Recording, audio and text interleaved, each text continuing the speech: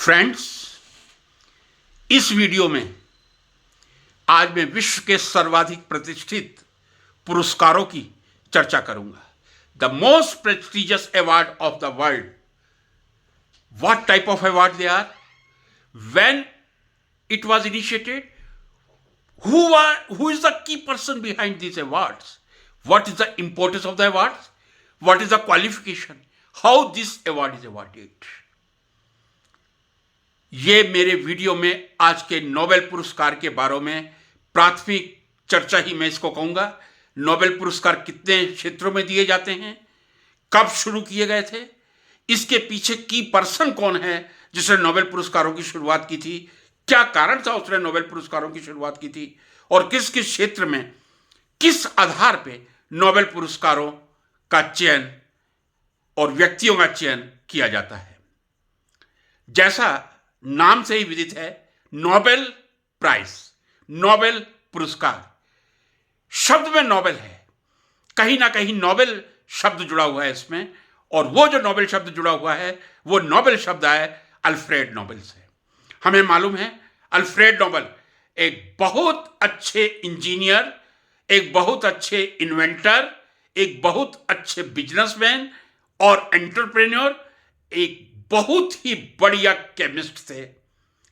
हम सब जानते हैं कि नाइट्रोग्लिसरीन नामक विस्फोटक का आविष्कार अल्फ्रेड नोबेल ने ही किया था। नाइट्रोग्लिसरीन द्रव अवस्था में होती है, लिक्विड स्टेट में होती है। जब नाइट्रोग्लिसरीन को एक स्थान से दूसरे स्थान पर भेजा गया था, विस्फोटक होने के कारण अनेक फेटल एक्सीडेंट हुए थे। तब अल्फ्रेड नोबेल ने कीजेल गुर नाम की एक सेंट नाइट्रोग्लिसरीन में मिलाकर जो केक तैयार किया था, उसको हम डायनामाइट के नाम से जानते हैं। तो ये मैंने शुरू में बात इसलिए कही कि जहां कहीं अल्फ्रेड नोबेल का नाम आता है, जनरल नॉलेज में भी ये प्रश्न आता है, डायनामाइट की खोज किसने की थी, डायनामाइट की या नाइट्रोग्लिसरीन। डायनामाइट नाइट्रोग्लिसरीन का एक मॉडिफाइड फॉर्म है, इसकी खोज अल्फ्रेड नोबेल ने की थी। अब मैं अल्फ्रेड नोबेल के जन्म के बारे में आपको बता दूं। अल्फ्रेड नोबेल का जन्म स्वीडन की राजधानी स्टॉकहोम में 21 अक्टूबर 1833 को हुआ था। उनकी मृत्यु 10 दिसंबर 1896 फ्रांस के पेरिस में हुई थी। जैसा मैंने कहा, डायनेमाइट के आविष्कार का पूर्णतः श्रेय अल्फ्रेड नोबेल को दिया जाता है।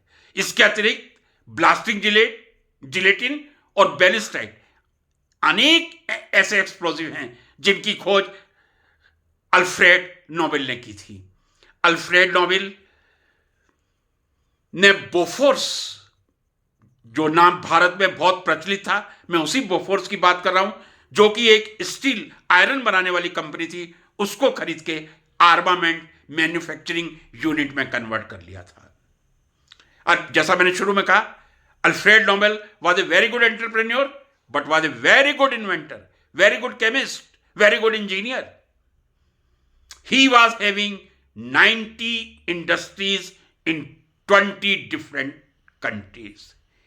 अल्फ्रेड नोबेल, उनकी 90 लेबोरेटरीज थी, इंडस्ट्रीज थी 20 डिफरेंट कंट्रीज में, और उन सभी का संचालन करने के लिए, कंडक्ट करने के लिए वो एक जगह से दूसरी जगह घूमते रहते थे।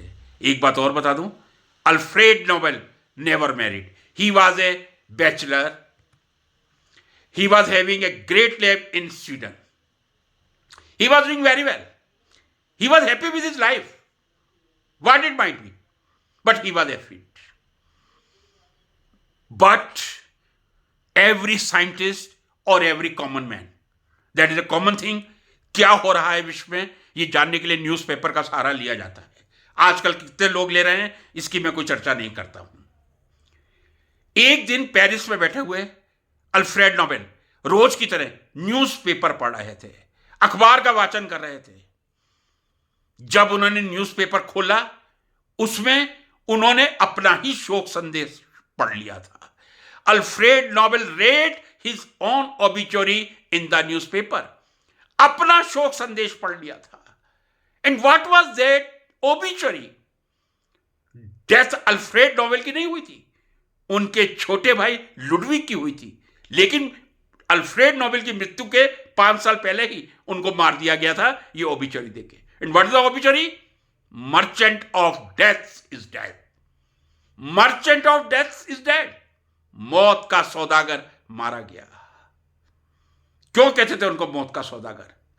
उन्होंने किसी की हत्या नहीं की थी, लेकिन चूंकि वो एक विस्फोटक के आविष्कारक थे, यह भी हमें जानना चाहिए कि डायनामाइट यदि एक विस्फोटक है तो उसका उपयोग आज से 70 साल पहले और आज भी खानों की खुदाई के लिए किया जाता है।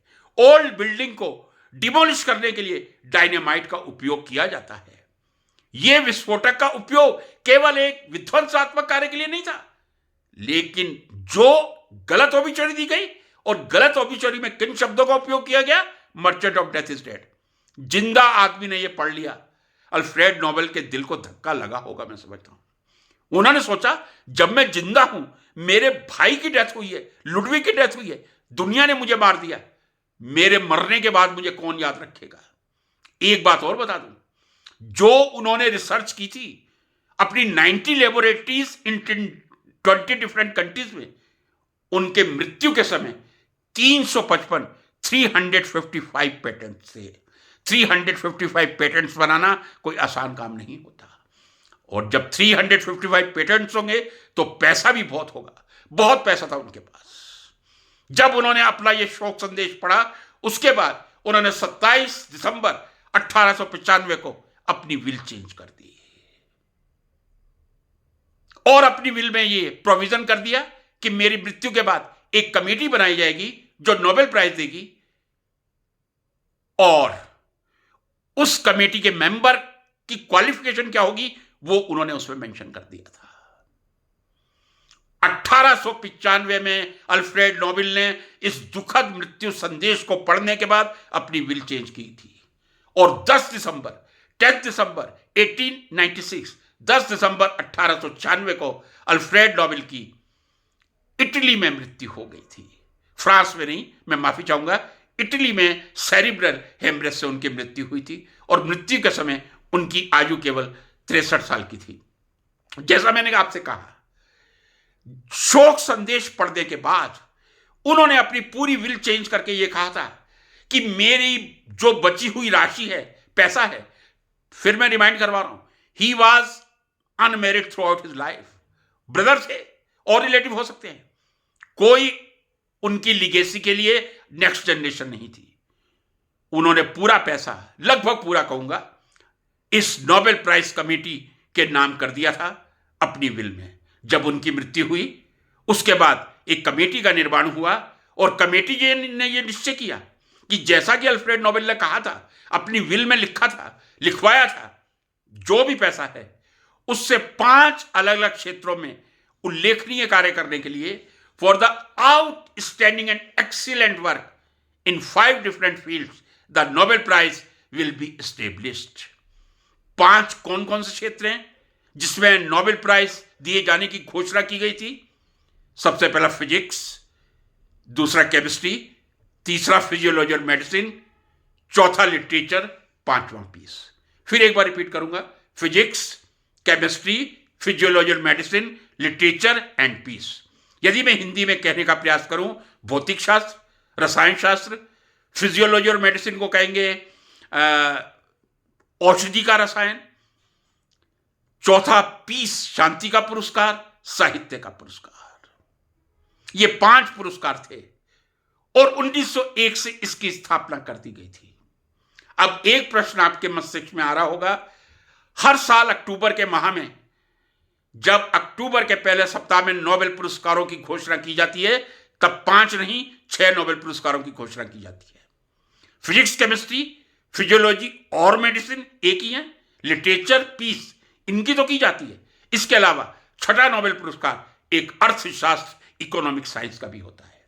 यह मैं बिल्कुल स्पष्ट कर देना चाहूंगा, 1901 में जब नोबेल पुरस्कार प्रारंभ किए गए थे, तब अर्थशास्त्र के नोबेल पुरस्कार का कोई प्रावधान नहीं था। There was no any provision to award the Nobel prize in economic sciences. 1969 में स्वीडन के स्विरिजेस बैंक जैसे हमारे आरबीआई है, वैसे स्वीडन के स्वीडिश बैंक ने, सेंट्रल बैंक ने यह डिसाइड किया था कि यदि इन 5 क्षेत्रों में दिए जाते हैं तो अर्थशास्त्र भी एक बहुत ही इंपॉर्टेंट साइंस है, इकोनॉमिक साइंस में भी एक नोबेल पुरस्कार देना चाहिए। तो 1969 से अर्थशास्त्र या इकोनॉमिक्स में नोबेल पुरस्कार प्रारंभ हुए थे। फिर मैं एक बार कह दूं, physics, chemistry, physiology and medicine, literature, peace, ये 5 नोबेल पुरस्कार 1901 में दे दिए गए थे। अर्थशास्त्र का पुरस्कार 1969 में स्वीडिश बैंक ने प्रारंभ किया था। यह भी स्पष्ट कर देना चाहूंगा, जब 6ठा नोबेल प्राइज स्टेब्लिश किया गया था उसी समय यह स्पष्ट कर दिया गया था अब और कोई नोबेल प्राइज नहीं दिया जाएगा। यानी अर्थशास्त्र के बाद मैं ये कहूं, यदि स्टेचुएट में चेंज होता है तो मैं नहीं कह सकता, अदरवाइज आज की तारीख तक मैं ये कहूंगा 17 दिसंबर 2024 तक 6 क्षेत्रों में ही नोबेल पुरस्कार दिए जाने का नोबेल कमेटी में प्रावधान है। दूसरी बात, केवल यदि आप नोबेल पुरस्कार का इतिहास देखें, 2 व्यक्तियों को ही मरणोपरांत नोबेल पुरस्कार मिला है। एक साहित्य के क्षेत्र में मिला है, लिटरेचर के क्षेत्र में एक पीस। 1974 से नोबेल पुरस्कार में यह प्रावधान कर दिया गया था कि नोबेल पुरस्कार केवल जिंदा व्यक्ति को ही दिया जाएगा। यदि नोबेल पुरस्कार की घोषणा हो जाती है, जो अक्टूबर के प्रथम सप्ताह में हर साल होती है, यदि वो व्यक्ति जीवित है तो वो नोबेल प्राइज ले सकता है। यदि नोबेल पुरस्कार की घोषणा से पहले, चाहे उसका नाम फाइनलाइज हो गया है लेकिन घोषणा नहीं हुई, तब वो नोबेल पुरस्कार नहीं ले पाएगा। ये थोड़ी अतिशयोक्ति लगती है। क्यों इस प्रकार किया गया? मरणोपरांत नोबेल प्राइज देने का प्रावधान क्यों नहीं रखा गया? एक कारण शायद ये हो जाता, फिर कई व्यक्तियों के नाम उभर के सामने आ जाते कि इन सभी को नोबेल पुरस्कार दिया जाए। ये एक मेरी सोच है। मान लीजिए मैं कहूं, यदि आज मरणोपरांत नोबेल पुरस्कार का प्रोविजन होता तो मैं 100% पूर्ण रूप से आत्मविश्वास से कह सकता हूं कि महात्मा गांधी जी को शांति का नोबेल पुरस्कार जरूर मिला होता। लेकिन 1974 से यह प्रावधान हो गया कि किसी भी मृत व्यक्ति को नोबेल पुरस्कार नहीं दिया जा सकता। और नोबेल पुरस्कार, ये ध्यान से सुन लीजिए, एक व्यक्ति को मिल सकता है। जो नोबेल पुरस्कार की पूरी राशि लगभग 6 करोड़ रुपए होती है, एक साइटेशन होता है और एक मेडल होता है। 6 करोड़ की राशि एक व्यक्ति को मिल सकती है। यदि 2 व्यक्तियों का चयन होता है, 2 को आधी आधी मिल सकती है, या 3 व्यक्तियों को 1/3 मिल सकती है। कोई भी इतिहास में ऐसा नोबेल पुरस्कार आप नहीं पाएंगे जिसमें 4 व्यक्तियों को नोबेल पुरस्कार मिला हो। कोई अपवाद नहीं है। 2 अपवाद ऐसे हैं जहां मरणोपरांत नोबेल पुरस्कार मिला है 1974 से पहले, लेकिन उसके बाद नहीं मिला और अब मिलेगा भी नहीं। लेकिन 3 से अधिक नाम वाला कोई नोबेल पुरस्कार physics, chemistry, physiology, medicine, literature, peace या इकोनॉमिक्स में नहीं मिलेगा। 3 से अधिक व्यक्तियों को नहीं मिल सकता। इसमें भी एक बात मैं स्पष्ट करना चाहूंगा, प्रोविजन यह है, यदि एक व्यक्ति को मिल रहा है पूरी तरह वो 6 करोड़ का हकदार है, 2 को मिल रहा है 3-3 करोड़ का बराबर का विभाजन हो जाएगा, और यदि 1/3 मिल रहा है 2-2 करोड़ तीनों को मिल जाएंगे। यदि 1/3 मिलता है, जरूरी नहीं है कि 1/3 मिले, यह डिपेंड करता है आपका कंट्रीब्यूशन कितना है। ऐसे अनेक एग्जाम्पल मिलेंगे जहां नोबेल पुरस्कार की राशि में से 50% एक व्यक्ति को मिला है और बाकी 50% दोनों को वितरित किए गए हैं। यदि 6 करोड़ का नोबेल पुरस्कार है, 3 करोड़ केवल एक ही व्यक्ति को दिया गया है और बाकी 3 करोड़ में से 1.5 करोड़ दोनों व्यक्तियों को दिया गया है। तो नोबेल पुरस्कार सिंगल एक्सक्लूसिव मिल सकता है, 2 व्यक्तियों को मिल सकता है, 3 व्यक्तियों को मिल सकता है। 3 से अधिक व्यक्ति कभी भी आप नोबेल पुरस्कार में नहीं देखेंगे। नोबेल पुरस्कार का चयन एक बहुत ही इंडिपेंडेंट, निष्पक्ष रूप से, बिना किसी कम्युनिटी, बिना किसी कंट्री भेदभाव के कमेटी करती है। नोबेल पुरस्कार पर शंका करना एक हमारे मस्तिष्क का दुरुपयोग करना ही होगा। एक बात मैं आपको और बता दूं, 2023 एक विशेष साल रहा है जब नोबेल लॉरेट्स टोटल सभी क्षेत्रों में मिला के physics, chemistry, physiology, medicine, literature, peace और इकोनॉमिक साइंसेज में 1000 लॉरेट्स को मिल गया है। पूरा फिगर लास्ट ईयर 2023 1000 हुआ है। तो ये भी एक प्रसन्नता का विषय है 2023 के लिए। 1000 लॉरेट्स को, या जो पीस का पुरस्कार है वो कुछ ऐसे ऑर्गेनाइजेशन जैसे यूएनओ के जो पार्ट हैं, यूनेस्को है या रेड क्रॉस है, इनको दिया जाता है। तो फ्रेंड्स, आपको ये मालूम चल गया नोबेल पुरस्कार अल्फ्रेड नोबेल की स्मृति में और अल्फ्रेड नोबेल की इच्छा से, उनकी विल के हिसाब से, उनके पैसे से 5 क्षेत्रों में स्थापित किए गए थे। 1901 से उनका प्रारंभ हो गया था, लेकिन 6ठे नोबेल पुरस्कार की शुरुआत इस फ्रिजेस बैंक के द्वारा 1969 में की गई थी। नोबेल पुरस्कार बहुत ही प्रतिष्ठित पुरस्कार है। मैं कहता हूं नोबेल पुरस्कार प्राप्त करना आसान नहीं है। जिंदगी निकल जाती है नोबेल पुरस्कार को लेने में। तपस्या है जीवन भर की। जिन्होंने नोबेल प्राइज लिए हैं, कई ऐसे इंडिविजुअल्स मैं अगले वीडियो में आपके सामने पेश करूंगा कि जिनका जीवन पूरी तरह रिसर्च को समर्पित था, शोध कार्य को समर्पित था। एक नोबेल पुरस्कार प्राप्त करना ही बहुत बड़ी उपलब्धि होती है। किसी नोबेल लॉरेट से मिलना, मैं समझता हूं शायद यूएसए के प्रेसिडेंट से के मिलने से ज्यादा कठिन होता होगा। यह कहने में मुझे कोई अतिशयोक्ति नहीं लग रही है। लेकिन प्रतिभा के धनी परमात्मा ने अनेक लोगों को बनाया है। परमात्मा ने बनाया है, लेकिन उन्होंने अपनी प्रतिभा का किस तरह उपयोग किया है यह उन पर निर्भर करता है। परमात्मा ने आपको मेधावी बुद्धि देके भेजा है, आपको इंटेलिजेंस देके भेजा है। क्या आप उसका उपयोग कर रहे हैं? क्या आप अपने शिक्षण का उपयोग कर रहे हैं? क्या आप शोध कार्य पूरी तरह ईमानदारी से कर रहे हैं? यह एक प्रश्नवाचक चिन्ह लगता है।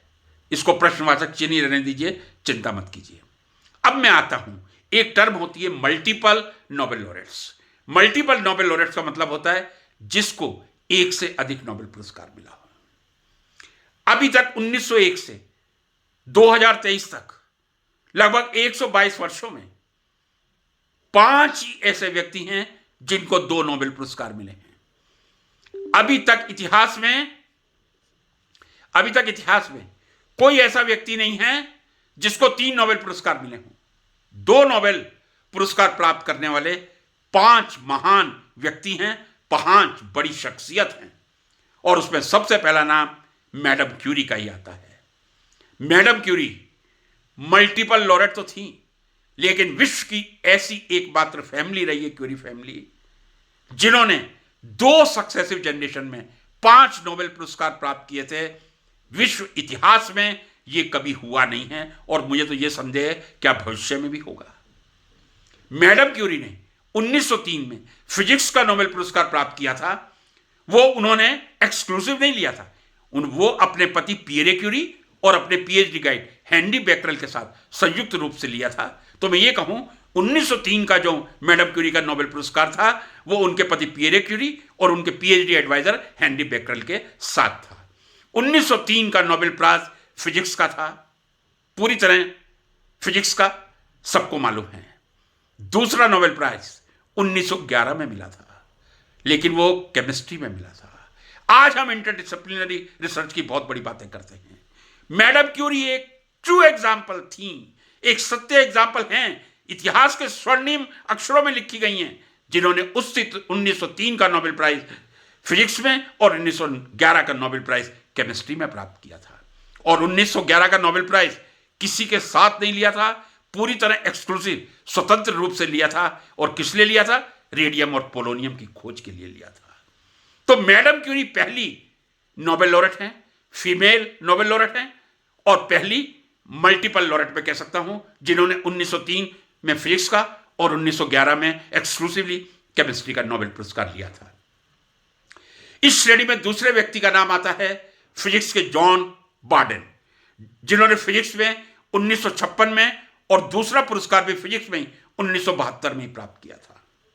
जॉन बार्डन का क्रेडिट यह है कि उन्होंने दोनों ही फिजिक्स में प्राप्त किए थे, एक 1956 1956, दूसरा 1972 1972। मैडम क्यूरी की प्रतिभा और भी ज्यादा थी। उन्होंने 1903 का पुरस्कार फिजिक्स में और 1911 का केमिस्ट्री में लिया था। तो मेरी क्यूरी पहली मल्टीपल लॉरेट हुई, फिर जॉन बार्डन हुए, तीसरे नंबर पे लाइनस पॉलिंग का नाम आता है। लाइनस पॉलिंग ने 1954 में केमिस्ट्री का नोबेल पुरस्कार लिया था और 1962 में शांति पीस का नोबेल पुरस्कार लिया था। केमिस्ट से बेसिकली केमिकल बॉन्डिंग पर उनकी एक फेमस बुक अभी तक आपको पुराने पुस्तकालयों में मिल जाएगी, chemical bonding by Linus Pauling. जो उनका केमिस्ट्री में अत्यंत योगदान था, उसी के लिए उन्हें 1954 में नोबेल पुरस्कार से सम्मानित किया गया था। लेकिन जो रसायन शास्त्र का व्यक्ति है वही 1962 में शांति का नोबेल पुरस्कार प्राप्त करता है। यह एक उनकी बहुत बड़ी उपलब्धि थी। तो पहला मैडम क्यूरी, दूसरा जॉन बार्डन, तीसरा लाइनस पॉलिंग, चौथे नंबर पर Frederick Sanger. Frederick Sanger 2 Nobel prize chemistry में लिए थे, एक 1958 में, एक 1980 में। फ्रेडरिक सेंगर एक ऐसे केमिस्ट हैं जिन्होंने केमिस्ट्री में ही 2 नोबेल प्राइज लिए थे, जैसे जॉन बार्डिन ने 2 नोबेल प्राइज फिजिक्स में 1956 और 1972 में लिए थे। फ्रेडरिक सेंगर ने 2 नोबेल प्राइज 1958 और 1980 में केमिस्ट्री के लिए ही लिया था। और अगला केमिस्ट उभर के जो आता है मल्टीपल लॉरेट की श्रेणी में, उनका नाम है के बेरी शार्पलेस। के बेरी शार्पलेस 2001 में केमिस्ट्री का नोबेल प्राइज लिया था और 2022 में क्लिक केमिस्ट्री के लिए केमिस्ट्री का नोबेल प्राइज लिया था। तो मैं ये बात कह सकता हूं, 5 ऐसे व्यक्ति हैं जिन्होंने जिंदगी में 2 बार नोबेल प्राइज प्राप्त की हैं। 3 नोबेल प्राइज प्राप्त करने वाला आज दिन तक इतिहास में कोई व्यक्ति नहीं है। हां, 2 नोबेल प्राइज प्राप्त करने वाले हैं 5 व्यक्ति हैं। मैडम क्यूरी 1903 फिजिक्स में, 1911 केमिस्ट्री में। जॉन बार्डिन 1956 फिजिक्स में, 1972 भी फिजिक्स में। लाइनस पॉलिंग 1954 केमिस्ट्री में, 1962 पीस में। फ्रेडरिक सेंगर 1958 केमिस्ट्री में, अगेन 1980 केमिस्ट्री में। के बेरी शार्पलेस 2001 केमिस्ट्री में, 2022 केमिस्ट्री में। ये नोबेल पुरस्कार के बारे में कुछ जानकारी थी। एक बात इसमें और ऐड कर दूं, यह प्रश्न आपके मन में उभर रहा है। मैंने कहा था 2023 तक 1000 व्यक्तियों को या यूएनए से जुड़े या रेड क्रॉस से जुड़े संगठनों को नोबेल प्राइज मिल चुका है।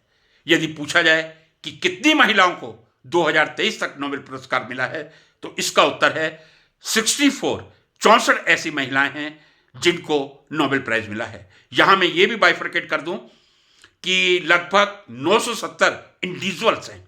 इंडिविजुअल मीन्स व्यक्ति हैं जिन्हें नोबेल प्राइज मिला है, और 30 ऑर्गेनाइजेशन से। ऑर्गेनाइजेशन भी ऐसे हैं जैसे रेड क्रॉस है या दूसरा ऑर्गेनाइजेशन है। ऑर्गेनाइजेशन को 3 बार नोबेल प्राइज मिल चुका है। यस, व्यक्ति को नहीं मिला, लेकिन ऑर्गेनाइजेशन को 3 बार नोबेल प्राइज मिल चुका है। ये मैं कह दूं, कहीं आप इसको अन्यथा ना लें। मैंने व्यक्ति के बारे में कहा था। जब मल्टीपल नोबेल लॉरेट शब्द यूज कर रहे हैं, मीन्स व्यक्ति के लिए कर रहे हैं। किसी व्यक्ति को 3 नहीं मिले, लेकिन संगठन को मिले। अब मैं यदि ये कहूं कि 970 व्यक्तियों को नोबेल प्राइज मिल चुका है और 30 संगठन को नोबेल प्राइज ऑर्गेनाइजेशन को मिल चुका है, 970 में से 64 महिलाएं हैं ऐसी हैं जिनको नोबेल प्राइज मिला है। और उसमें मैडम क्यूरी का नाम सबसे पहले ही आता है। 1901 में नोबेल पुरस्कार की शुरुआत हुई थी और 1903 में उन्होंने भौतिक शास्त्र का, फिजिक्स का नोबेल प्राइज प्राप्त कर लिया था। फ्रेंड्स, मैं समझता हूं नोबेल पुरस्कार हम लोगों के लिए एक बहुत बड़ी प्रेरणा है। यह केवल नोबेल पुरस्कार का प्रारंभ है। फिर मैं यदि ब्रीफ में एक बार अपनी वार्ता का संक्षेप में प्रस्तुतिकरण कर दूं, नोबेल पुरस्कार अल्फ्रेड नोबेल की स्मृति में अल्फ्रेड नोबेल की दान की गई राशि से ही स्थापित किए गए थे। 1901 से नोबेल प्राइज दिए जा रहे हैं। कुछ वर्ष ऐसे थे बीच में जब नोबेल प्राइज नहीं दिए गए थे।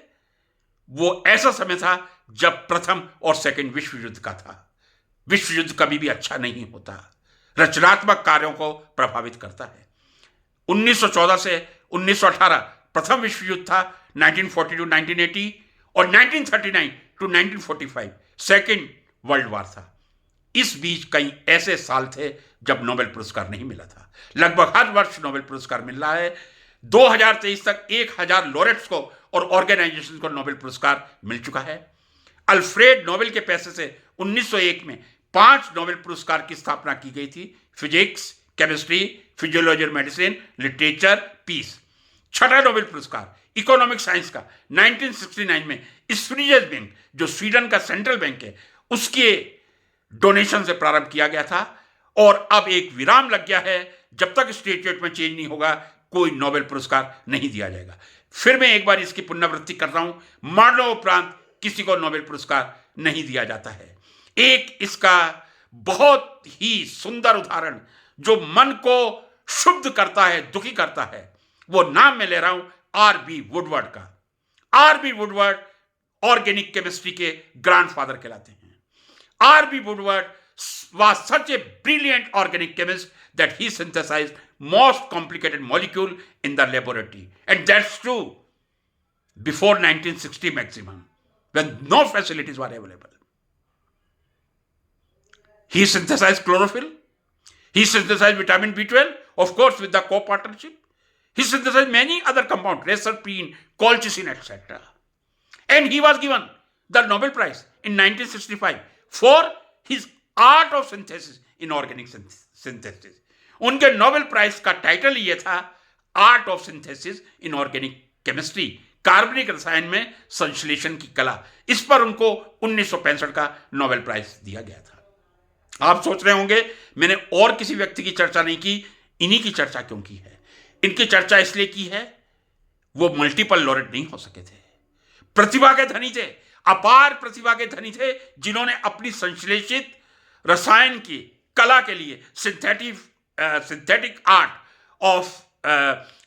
ऑफ सिंथेटिक ऑर्गेनिक केमिस्ट्री के लिए 1965 का नोबेल प्राइज लिया था।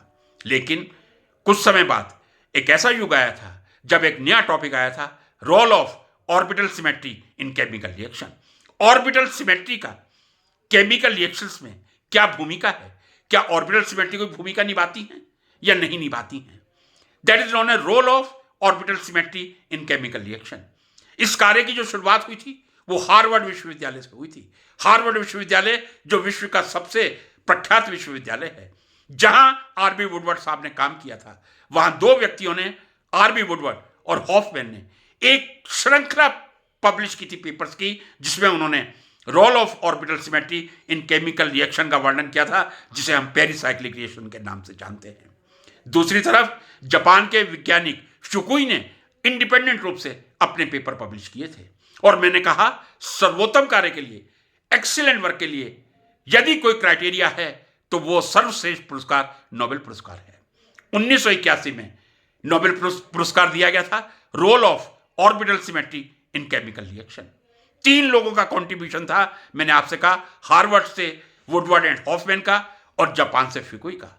जब 1981 में 1981 में नोबेल प्राइज मिला था, तब हॉफमैन और फुकुई को मिला था, आर.बी. वुडवर्ड को नहीं मिला था। क्या कारण था आर.बी. वुडवर्ड को नोबेल प्राइज नहीं मिला था? जैसा कि मैंने आपको बताया था, कितना भी अच्छा काम करें, यदि आप नोबेल पुरस्कार की घोषणा के समय जीवित नहीं हैं, आप उससे वंचित रह जाएंगे। आपको नोबेल प्राइज नहीं मिला था। विधि का विधान देखिए, विधि की विडंबना देखिए।